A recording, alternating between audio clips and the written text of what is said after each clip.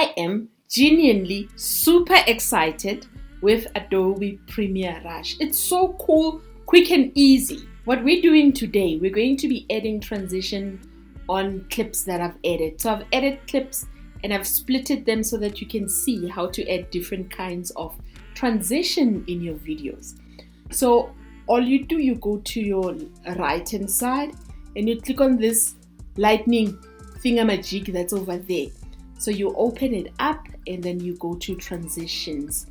With transitions, there are duration that you can set. There's different kinds of transitions that you can add on your clips. So say for example, you want a dissolve transition and you are happy with the 50-second duration. You just click and you hold and you drag it to where you want to have the transition go through. So if you move your video over there so that we can see how it looks like. For wear socks. The other thing. And there's the transition.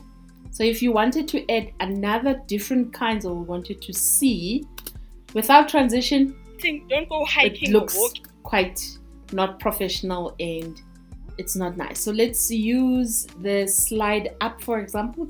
You click and you hold and you drop it where you want the transition to be.